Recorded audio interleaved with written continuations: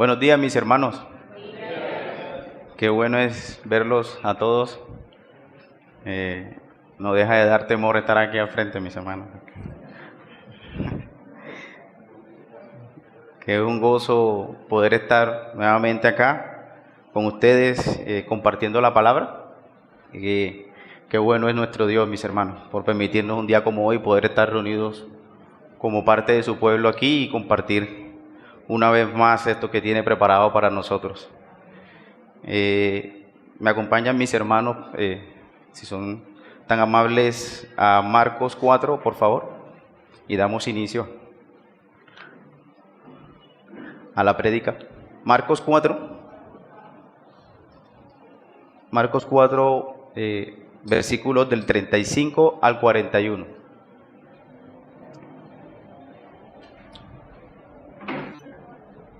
Marcos 4, versículos del 35 al 41.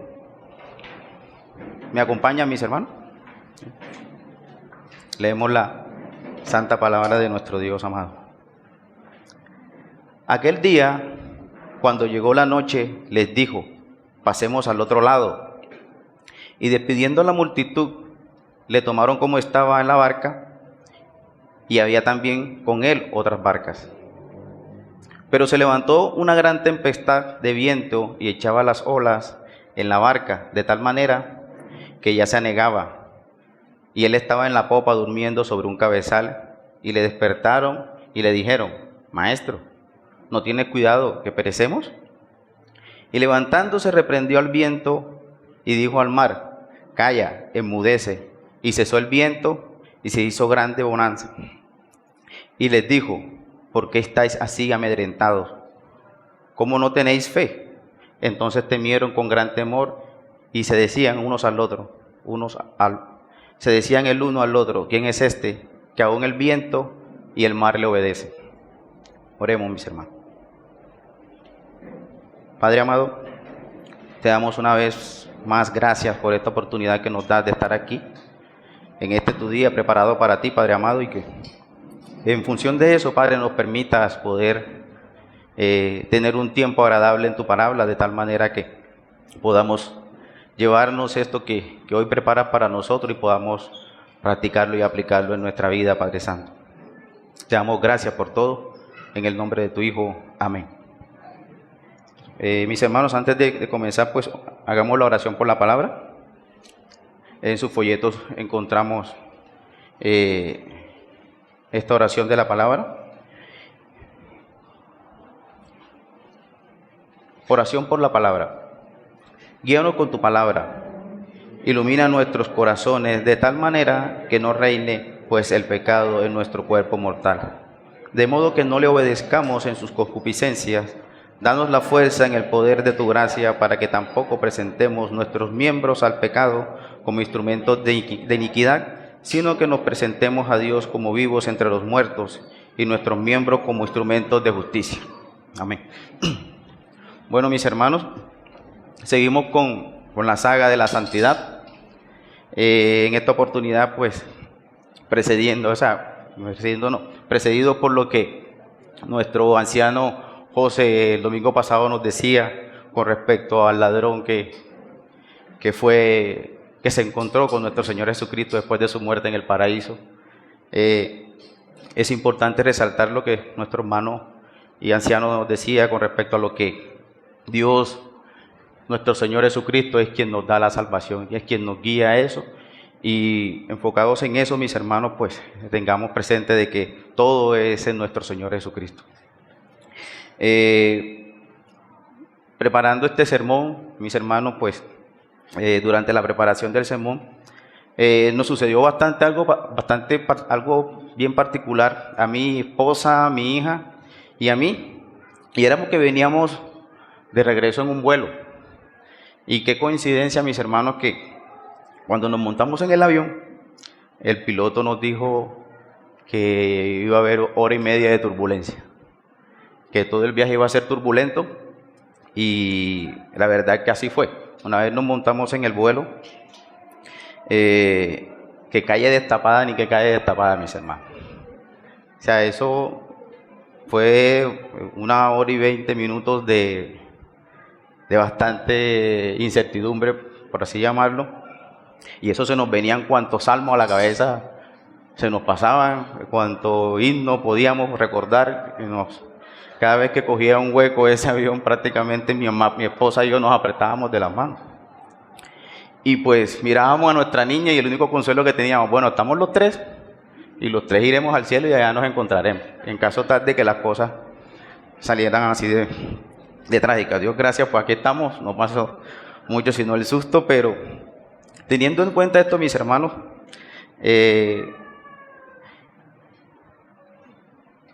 vemos que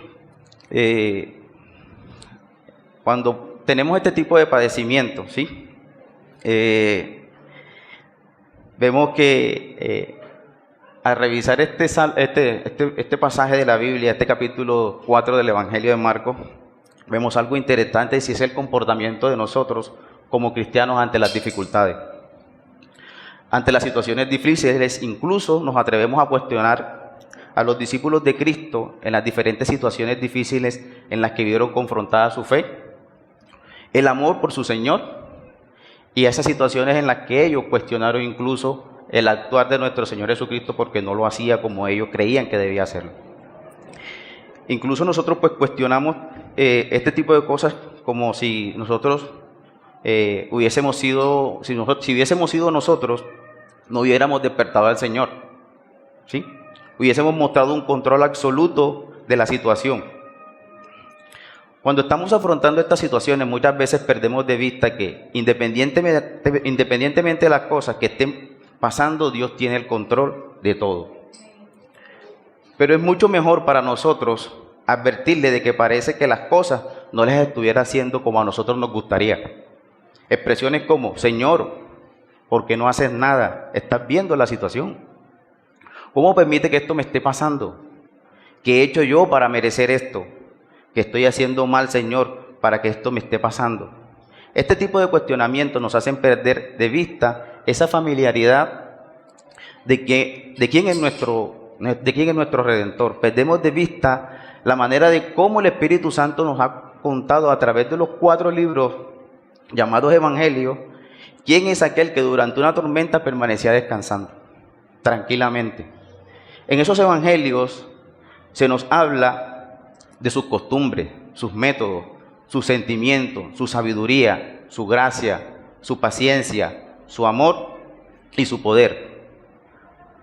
Mas, sin embargo, eso se nos olvida. Los evangelios, mis hermanos, fueron escritos para familiarizar a todos con Cristo y es por eso la necesidad de conocerlos. Repasemos una vez más la escena. Vemos allí a Jesús cruzando el mar de Galilea en una embarcación con sus discípulos. Vemos que mientras él duerme, de pronto se levanta una tormenta, las olas se embisten en la barca y la llenan. La muerte parece inminente, así tal cual como era la muerte inminente del que estaba en la cruz al lado de él en el momento de la crucifixión. Los asustados discípulos despiertan a su maestro y claman a él. Él se levanta, reprende al viento y a las olas e inmediatamente reina la calma. Luego procede a reprobar el temor de sus compañeros por la falta de fe. Y después todo pasa, y esta es la escena, mis hermanos. Y podíamos preguntarnos, pues, lo primero que se nos viene a la mente, bueno, ¿cómo se relaciona todo esto con la santidad? Y permítanme, mis hermanos, describirlo en 3 puntos. Inicialmente, pues, he titulado este sermón como el Señor en medio de la tormenta, ¿sí? Y uno de mis primeros puntos, mis hermanos, es que seguir a Cristo no erradica de nuestra vida las aflicciones y angustias terrenales. En esta escena se nos presenta y vemos a los escogidos para ser discípulos de Cristo sintiéndose angustiados. Pedro, Santiago y Juan, columnas de la iglesia muy afligidos.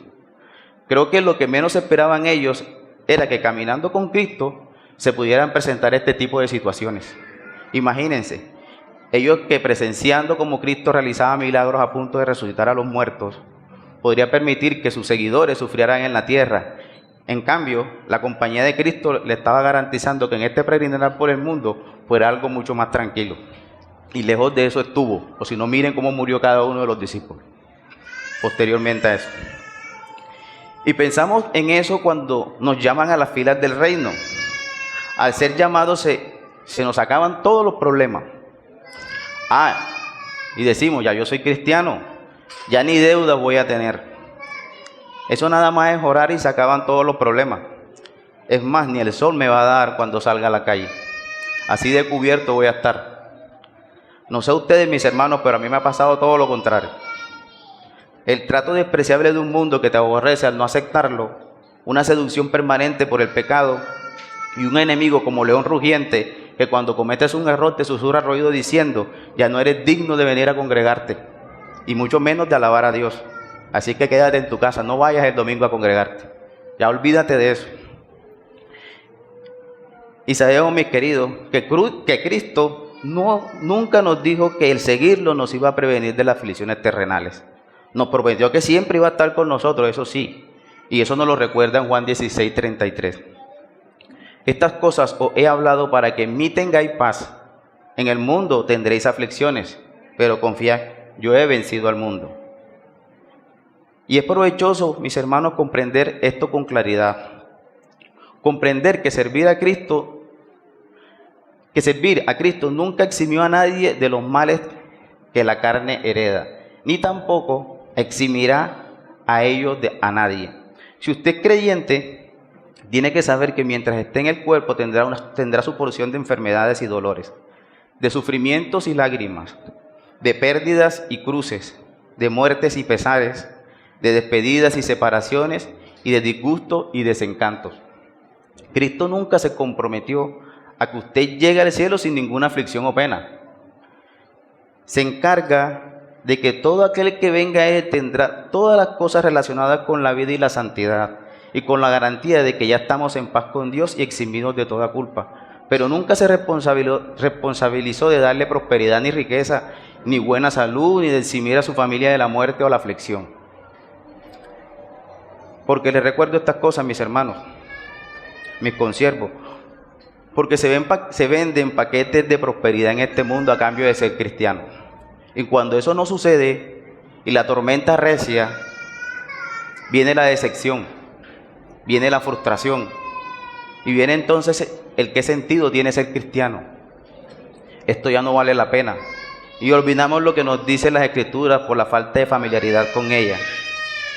Entonces Jesús dijo a sus discípulos, en Mateo 16:24, entonces Jesús dijo a sus discípulos, si alguno quiere venir en pos de mí, niéguese a sí mismo, tome su cruz y sígame. O lo que nos dice la carta a los romanos en Romanos 8:18. Pues tengo por cierto que las aflicciones del tiempo presente no son comparables con la gloria venidera que en nosotros ha de manifestarse. Tenemos una garantía, mis hermanos, y es que en este mundo vamos a tener aflicciones. Pero por eso Dios no deja de ser Dios. Cristo no deja de ser nuestro Redentor y Rey, y el Espíritu Santo no deja de obrar en santificación en nuestras vidas. Permítame leerles lo que uno de los discípulos que estuvieron instando al Señor a calmar la tormenta y ahora, guiado por la santificación del Espíritu Santo en sus vidas, nos recuerda. Primera de Pedro, capítulo 1, versículo de 3 al 9. Bendito el Dios y Padre de nuestro Señor Jesucristo, que según su gran de misericordia nos hizo renacer para una esperanza viva por la resurrección de Jesucristo de los muertos, para una herencia incorruptible, incontaminada e inmarcesible reservada en los cielos para nosotros, que sois guardados por el poder de Dios mediante la fe para alcanzar la salvación, que está preparada para ser manifestada en el tiempo postrero, en la cual vosotros os alegráis, aunque ahora por un poco de tiempo, si es necesario, tengáis que ser afligidos en diversas pruebas, para que sometida a prueba vuestra fe, mucho más preciosa que el oro, el cual, aunque perecedero, se prueba con fuego, se halla en alabanza, gloria y honra cuando sea manifestado Jesucristo, a quien amáis sin haberle visto, en quien creyendo, aunque ahora no lo veáis, os alegréis con gozo inefable y glorioso, obteniendo el fin de vuestra fe, que es la salvación de vuestras almas. ¿Quién iba a pensar que aquel que le instaba en la barca que calmara la tormenta, hoy posteriormente dijera y dejara plasmadas estas palabras. Primera de Pedro. Como cita J.C. Riley, ¿cómo podría marchar adelante la gran obra de santificación si el hombre no tuviera pruebas? Las penas son a menudo el único fuego que puede quemar la escoria que se aferra en nuestros corazones. Y con esto, mis hermanos, podemos pasar a nuestro segundo punto, y es Cristo, varón de dolores. Creo que ya esa frase o ese título pues lo conocemos porque ya hemos escuchado de eso. Pues revisando la escena descrita en la barca, narrada en los evangelios, incluso muchos se atreverían a decir por esta situación que pasó, pero es que es Cristo, el Hijo de Dios. Es fácil para Él soportar todas estas aflicciones siendo Dios, ¿sí? Pues le sería fácil. Pero no se olviden, mis hermanos, que nuestro Señor Jesucristo era verdaderamente Dios y verdaderamente hombre. El Señor Jesús es realmente un hombre, es un verdadero Dios, pero también es un verdadero hombre. Al recordar una vez más el pasaje, vemos a un Cristo descansando. Cada uno descansa porque está fatigado y su cuerpo necesita reposo. Eso sucedía con Jesús. Era igual al Padre en todas las cosas y Dios eterno, pero también era de carne y hueso. Y fue hecho como nosotros en todas las cosas, con la excepción de que no pecó. Como nosotros nació de mujer, como nosotros creció y aumentó en estatura, como nosotros a menudo tenía hambre y sed y se sentía débil y cansado, como nosotros comía y bebía, descansaba y dormía, como nosotros se ponía triste, lloraba y expresaba todos los demás sentimientos. ¿Y saben qué es lo más interesante, mis hermanos? La comprensión en los sentimientos y el entendimiento en las aflicciones. No por menos se cita en Isaías 53, despreciado y desechado entre los hombres, varón de dolores, experimentado en quebranto, y como escondimos de él el rostro, fue menospreciado y no le estimamos. Ciertamente él llevó nuestras enfermedades y sufrió nuestros dolores, y nosotros le tuvimos por azotado, por herido de Dios y abatido, mas el herido fue por nuestras rebeliones, molido por nuestros pecados. El castigo de nuestra paz fue sobre él, y por su llaga fuimos nosotros curados. Cristo, por experiencia, conoce nuestras emociones y todo lo que se relaciona con la naturaleza humana, a excepción del pecado. Él conoce todo de nosotros. O si no, pregúntese, mi hermano, ¿es usted pobre y necesitado? Jesús también lo era. Las zorras tienen sus cuevas y las aves sus nidos, pero el Hijo del Hombre no tuvo un lugar donde reclinar su cabeza. Procedía de una ciudad despreciable, o si no, recuerden cuando decían, ¿de Nazaret puede salir algo bueno? O pregúntense, ¿está usted solo en el mundo y es abandonado por aquellos que se supone que deberían amarlo? A Jesús le pasaba lo mismo. A lo suyo vino y los suyos no lo recibieron. Vino con él fin de ser un Mesías para las ovejas perdidas de la casa de Israel, pero lo rechazaron. Pregúntese, ¿es usted incomprendido? ¿Sus palabras son tergiversadas? ¿Lo calumnian y lo persiguen? A Jesús le pasaba lo mismo. Lo llamaron glotón y bebedor de vino, amigo de publicanos, samaritano, loco, y hasta se atrevieron de llamarlo demonio. ¿Lo tienta usted Satanás y pone horribles sugerencias en su mente? Jesús fue tentado de la misma manera. Satanás lo incitó a que desconfiara de la providencia paternal de Dios. ¿Siente alguna vez gran agonía y algún conflicto en su mente? ¿Se siente en tinieblas como si Dios lo hubiera abandonado? Jesús se sintió de la misma manera. ¿Quién puede describir, mis hermanos, la medida real de sus sufrimientos mentales en el monte Getsemaní? ¿Quién puede medir la profundidad del dolor de su alma cuando exclamó, Dios mío, ¿por qué me has desamparado? Teniendo esto en contexto, mis hermanos, es imposible visualizar un Salvador más adecuado a las necesidades nuestras. Es compasivo, comprensivo, piadoso, misericordioso, servicial. Aún en su divinidad, también humano, debemos honrarlo como ese Rey de Reyes y Señor de Señores que nosotros vivimos proclamando. Pero muchas veces se nos olvida eso. Hoy los 4 evangelios nos enseñan que no hay quien comprenda mejor nuestra situación que Cristo.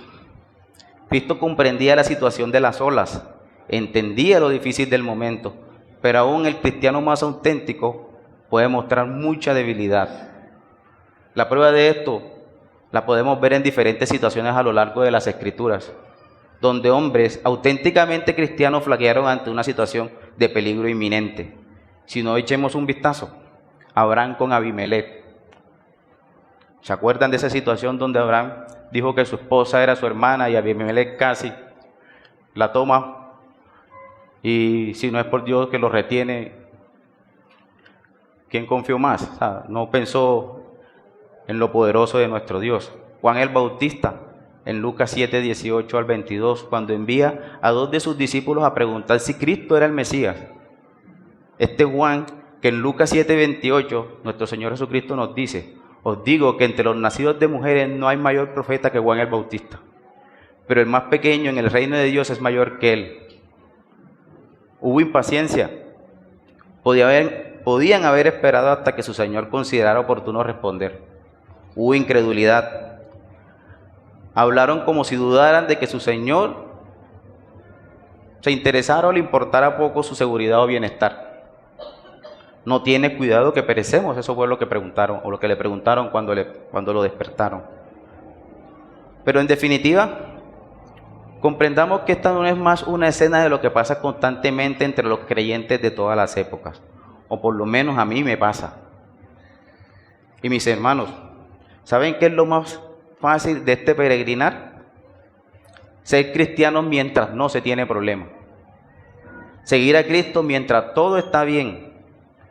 Pero de pronto les sobreviene una prueba inesperada, pierden sus bienes, por ejemplo, les diagnostican una enfermedad, la muerte hace su entrada en su hogar. Entonces surgen las tribulaciones o persecuciones debido a la palabra. Y ahora, ¿dónde está su fe? ¿Dónde está la confianza segura que creían tener? ¿Dónde está su paz, su esperanza y su resignación? Ahí las buscan y no las encuentran. Ahí son pesados en balanza y son hallados faltos, como dice Daniel 5:27. El temor, la duda, la desesperación y la ansiedad irrumpen sobre nosotros como un diluvio y no sabemos qué hacer. Sé que esta es una descripción un poco triste, mis hermanos, pero apelo a su conciencia, que todo hermano aquí presente, de todo hermano aquí presente, para que me diga si lo que digo no es correcto o no es verdad. Y la verdad es que no existe la perfección literal y absoluta entre los cristianos verdaderos mientras están en el cuerpo.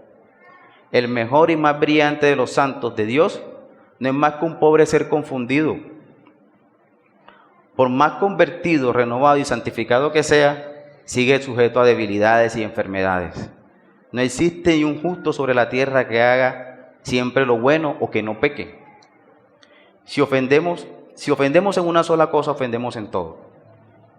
Alguien puede tener una fe auténticamente salvadora, sin embargo, no siempre tenerla a la mano lista para ser usada. Y permítanme, mis hermanos, pedirles algo. Mire a su hermano de al lado. Quiero que como cristianos comprendamos lo que puede esperar de otro cristiano. Y no debemos apresurarnos a concluir que ese hermano no tiene la gracia, solo porque le vemos algún signo de imperfección. Ciertamente, ese cuerpo del hermano a tu lado es templo del Espíritu Santo, pero no es un templo perfecto hasta que hayamos resucitado o cambiado. La gracia es, por cierto, un tesoro, pero un tesoro en vasija de barro. Es posible que el hombre renuncie a todo por el nombre de Cristo y sin embargo ser asaltado a veces por dudas y temores. Los apóstoles creían en Cristo, amaban a Cristo, renunciaron a todo para seguir a Cristo y sin embargo vemos que en esta tormenta los apóstoles tenían miedo. Aprendamos a ser comprensivos cuando juzgamos a otros. Aprendamos a ser moderados en las expectaciones de nuestro propio corazón. Contendamos y defendiendo hasta la muerte la verdad de que nadie es un cristiano verdadero si no se ha convertido y es un hombre santo. Pero reconozcamos que ese hermano convertido a tu lado, con un nuevo corazón, y que es santo escogido, es aún un ser débil. Puede tener dudas y puede tener temores. No por algo menos nos congregamos, mis hermanos. Ojo, no les digo que usen la falta de fe de los discípulos para justificarse ni excusarse. Pero sí les digo que esa falta de fe de los discípulos muestra claramente que mientras están en el cuerpo, no deben esperar que su fe, puesta a prueba, supere por encima muchas veces el temor. Teniendo esto en contexto, mis hermanos, miremos un tercer punto y es el poder de Cristo. Si hay algo de lo que nosotros como cristianos estamos convencidos, y los aquí presentes, es que Cristo es poderoso.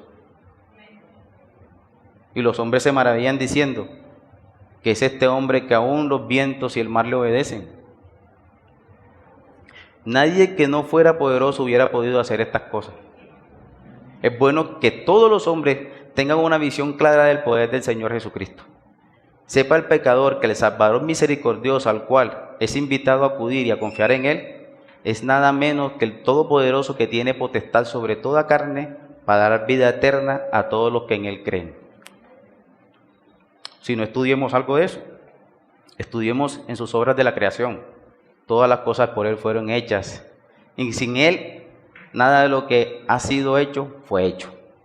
Los cielos y todas las glorias, huestes de habitantes, la tierra y todo lo que contiene, el mar y todo lo que en él hay, sí, toda la creación desde el sol, en las alturas, hasta el gusano más pequeño debajo de la tierra, fueron obras de Cristo. Él habló y fueron creados, lo ordenó y comenzaron a existir. Ese mismo Jesús que nació de una pobre mujer en Belén y vivió en la casa de un carpintero en Nazaret, fue el que formó todas las cosas. ¿No fue esto algo poderoso? Si no, veamos también las obras de providencia y la continuación ordenada de todas las cosas en el mundo. Todas las cosas en él subsisten, cita Colosenses 1:17. El sol, la luna y las estrellas giran dentro de un sistema perfecto. Primavera, verano, otoño e invierno. Si no, miren la naturaleza cuando empieza a llover. Es mucho mejor que un jardín que podamos nosotros tener al cuidado. Estudiemos algo también curioso dentro de lo que pues nosotros podemos resaltar del poder de nuestro Señor Jesucristo, y es los milagros realizados por nuestro Señor Jesucristo durante sus 3 años. Conozcamos por las obras potentosas que realizó que las cosas imposibles para el hombre son posibles para Cristo. Consideremos cada uno de sus milagros como un emblema y representación de cosas espirituales, y vemos en ellas una representación hermosa de lo que puede hacer por nuestras almas. ¿Quién de los de aquí presentes, mis hermanos, no le ha sobrevenido una situación difícil? Que si su corazón está bien con Cristo, pero aún así está presionado por la carga de las aflicciones terrenales. Que si el temor a la pobreza lo está zarandeando de un lado a otro y parece que lo va a vencer. Que si día tras día lo abruma algún dolor físico. Que si súbitamente se ve obligado a dejar de trabajar y debido a alguna enfermedad tiene que estar inactivo y no hacer nada. Que si la muerte ha visitado su hogar y se ha llevado a su ser querido y se ha quedado solo, agobiado por el dolor. Que si le ha sucedido algo de esto, en Cristo sigue habiendo consolación. Él puede dar paz a los corazones lastimados con la misma facilidad con que calmó el mar embravecido. Puede reprender las voluntades rebeldes con el mismo poder que reprendió al viento huracanado. Puede calmar las tempestades de la aflicción y silenciar las pasiones tumultuosas, igual como lo hizo con la tormenta en Galilea. Puede decirle a la peor ansiedad, calla, enmudece. La avalancha de preocupaciones y tribulaciones puede ser arrasadora, mi hermano, en un mundo tan hostil como el que vivimos. Pero Jesús se posa victorioso sobre las aguas y es más poderoso que las olas del mar. Cita Salmo 93:4. Jehová en las alturas es más poderoso que el estruendo de muchas aguas, más que las recias ondas del mar. Con esto, mis hermanos, veamos por último algo y recordemos una vez más la escena donde cuando Cristo se dirigió a sus discípulos cuando el viento se había calmado. y todo estaba tranquilo. Hubiésemos podido decir que era necesario reprenderlos con fuerza, ¿no? Qué débiles eran esos discípulos. Podía haberles recordado todas las maravillas que había realizado para ellos y reconvenirles por su cobardía y desconfianza. Antes, por el contrario, no hubo enojo en las palabras del Señor. Una sencilla pregunta: ¿por qué estáis así de amedrentados? ¿Cómo no tenéis fe? Cuánta ternura y paciencia de parte de Jesús al creyente débil. Normalmente nosotros no hacemos eso. Cuando el creyente está débil, tratamos es como de reprenderlo y corregir el camino. Mire la dulzura de nuestro Señor a pesar de todas las cosas que había hecho delante de ellos. Mas sin embargo les hizo una pregunta: ¿por qué estáis amedrentados? Y revisemos algo particular. Durante el misterio de nuestro Señor, en ningún momento los discípulos evidencian haber comprendido plenamente la razón de su venida al mundo. Algo como la humillación, la expiación y la crucifixión eran cosas desconocidas para ellos. No habían captado las palabras tan sencillas y las advertencias tan claras de su maestro acerca de lo que iba a suceder. No entendieron, no percibieron. Sus ojos no lo captaron. En cierta ocasión Pedro hasta intentó disuadir a nuestro Señor de pasar por el sufrimiento. Cuando le dijo: Señor, ten compasión de ti, le dijo: en ninguna manera esto te acontezca. A diferencia de nosotros, que hoy tenemos un contexto de lo acontecido. Mas sin embargo, ¿qué vemos en el comportamiento de nuestro Señor hacia estos discípulos a lo largo del ministerio? No vemos más que compasión, bondad, ternura, paciencia, resignación y amor. No los echa fuera por su estupidez. No los rechaza por su incredulidad. No los impugna por haber sido tan cobardes. Les enseña todo lo que tienen que tener por capacidad, o sea, su capacidad para entender, en su capacidad para entender. Los conduce paso a paso, como una niñera lo hace con el infante que recién empieza a caminar. En cuanto resucitó de los muertos, les envió mensajes amables. Les dijo a las mujeres: dad las nuevas a mis hermanos para que vayan a Galilea y allí me vean. Los reúne alrededor de él una vez más. Restaura a Pedro a su posición anterior y le pide: apacienta mis ovejas. Los comisiona para que vayan como sus mensajeros y para que prediquen el evangelio a los gentiles.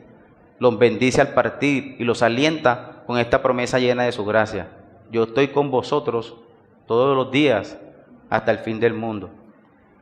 Ciertamente, este es un amor que sobrepasa todo entendimiento. La santificación, mis hermanos, puede seguir un curso ascendente aún en medio de grandes conflictos y batallas interiores. Cuando usamos las palabras conflicto y batalla, me refiero a la contienda que tiene lugar en el corazón del creyente entre la vieja y la nueva naturaleza, entre la carne y el espíritu. Un entendimiento profundo de esta contienda y el consiguiente agobio y angustia que se derivan de la misma no es prueba de que un creyente no crezca en santificación. No, por el contrario. Son síntomas saludables de una buena condición espiritual. Estos conflictos prueban que no estamos muertos, sino vivos. El cristiano verdadero no solo tiene paz de conciencia, sino que también tiene una guerra en su interior. Se le conoce por su paz, pero también se le conoce por su conflicto espiritual. Tenga en cuenta de que la situación narrada en Marcos 4, en lo que a la tormenta se refiere, no describe la experiencia de un hombre inconverso o de un cristiano vacilante y que no era conocedor del poder de Cristo, sino que hace referencia a la experiencia de santos de Dios que vivían en íntima comunión con Cristo. Y esto nos muestra que porque tengamos este conflicto interno, hemos de pensar que la obra santificadora no tiene lugar en nuestras vidas. Recordemos que la liberación completa del pecado la experimentamos sin duda en el cielo, pero nunca la gozaremos mientras estemos en el mundo. Pero la santificación sigue estando, mis hermanos, y ese es un camino en el cual perseveramos y debemos perseverar. Si usted profesa ser hijo de Dios, deje que el Señor Jesús lo santifique a su manera, entendiendo que hay que insistir en hacer las cosas como Él nos muestra en su palabra. Quédese tranquilo sabiendo que Él nunca comete errores. Tenga seguro que Él hace bien todas las cosas. Puede que los ventarrones bramen a su alrededor y las aguas parezcan anegarle, pero no tema. Él lo guiará a usted como lo hizo en su pueblo, como cita el Salmo 107. Los dirigió por camino derecho para que viniesen a ciudad habitable. Y confiados en Cristo como nuestro capitán, confiados en ese timonel que tiene el poder para ser el Señor de las olas, Señor de los vientos, recordemos lo que nos dice en Deuteronomio 10:12. Ahora pues, Israel, ¿qué pide Jehová tu Dios de ti? Sino que temas a Jehová tu Dios, que andes en todos sus caminos y que lo ames y sirvas a Jehová tu Dios con todo tu corazón y con toda tu alma, mis hermanos. Amén. Oremos, mis hermanos. Padre amado, te damos gracias en nombre de tu Hijo, nuestro Rey, nuestro Redentor, que nos muestre una vez más que Él es nuestro socorro, que Él es nuestro soporte, que Él es nuestro sostén. A pesar de las dificultades y los débiles que somos, Padre Santo, tú no nos echas afuera. Hoy nos mantienes en tu iglesia, gracias a tu misericordia y gracia. No es porque nosotros hagamos mérito por ella, sino por la gracia y la misericordia que has tenido para con esto tu pueblo, con esta tu iglesia. Te pedimos, Padre amado, que en situaciones difíciles, tipo tormenta en la barca, pongas en nuestro corazón esa familiaridad de saber que tú, Señor, eres nuestro sostén, que tú, Señor, eres quien nos soporta y que independientemente de todo, tú tienes el control de todo. Tú eres nuestro Dios, tú eres nuestro Señor y tú eres nuestro socorro, Padre amado. A ti acudimos para decirte que guíes a tu pueblo con ese corazón entendido de que solo tú, Padre Santo, eres nuestro Salvador y Redentor. En el nombre de tu Hijo oramos y te damos muchas gracias. Amén.